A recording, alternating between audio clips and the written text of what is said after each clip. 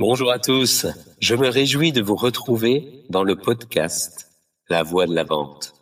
Ce podcast qui va vous donner envie de mieux vendre en moins de 5 minutes.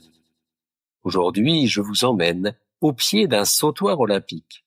En ce 20 octobre 1968, les 80 000 spectateurs de l'Estadio Olímpico Universitario attendent le dernier jour des Jeux olympiques de Mexico.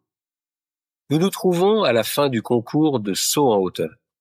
Avec le dossard 272, un inconnu, Richard Dick Fosbury, s'apprête à défier une barre à 2,24 m. Il prend son temps.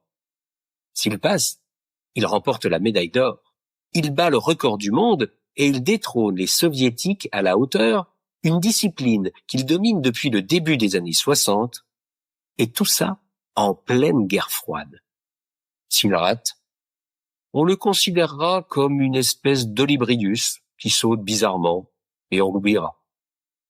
Face à la barre qu'il scrute, il ne sait pas encore qu'il s'apprête à écrire la plus grande page de l'histoire du saut en hauteur. Grâce à son exploit, il réalise quelque chose d'unique, donner son nom à une technique de saut. Aujourd'hui encore, tout le monde saute en Fosbury. Mais qu'a-t-il donc fait ce jour-là? À l'époque, on saute en hauteur par le ventre. On appelle cette technique le rouleau ventral. Tous les sauteurs sautent comme ça. Fosbury, lui, il brille par son incapacité à sauter en ventral. Il n'y arrive pas. Et même, il régresse quand il s'y essaye. Il performe beaucoup mieux en ciseaux. Mais ça rend fou ses entraîneurs. Et puis surtout, ça le frustre. Un jour, sur un coup de tête, il laisse aller son instinct. Il démarre sa course, il se retourne devant la barre et bat son record personnel de 15 cm. Eureka! À partir de ce moment, il n'a plus qu'une seule idée en tête. Perfectionner son invention.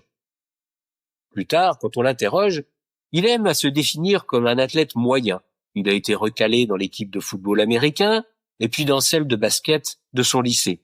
On le trouve trop dilettante. Il déclare avoir inventé le Fosbury Flop par accident. En fait, pour lui, cette façon de sauter lui semble complètement naturelle. Il a une intuition géniale et il la suit contre vent et marée. Et il passe à la postérité en devenant la légende des Jeux olympiques de Mexico. Alors qu'est-ce qu'elle nous raconte cette histoire et quel rapport avec la vente? Eh bien, au lieu de singer des techniques de vente, de répéter des scripts, de suivre des méthodes ou de s'inspirer de modèles tout faits, cherchez ce qui marche pour vous. On vous dit comment poser vos questions, on vous dit comment vous tenir, quand sourire, quand conclure, tout ça. Ça vous éloigne de qui vous êtes. La vraie performance naît de l'authenticité que vous avez avec vous-même. Transformez votre différence en avantage compétitif. Inventez votre style. Devenez le vendeur ou la vendeuse que vous êtes sans le savoir. Suivez votre instinct et allumez le feu qui ne demande qu'à brûler en vous. Alors maintenant, mes amis, à vous de bosser. Prenez un papier et un crayon. Listez tout ce qui vous anime, les valeurs que vous défendez, les talents que vous incarnez et écrivez le pitch qui vous correspond. Et puis, lisez le livre « Oui, vous pouvez exceller dans la vente, mais vous l'ignorez ». Ça vous inspirera pour reprendre le contrôle sur vous-même. C'est pour ça que je l'ai écrit. Voilà. Sur ce, je vous laisse et je vous dis à jeudi prochain. À bon entendeur. Salut!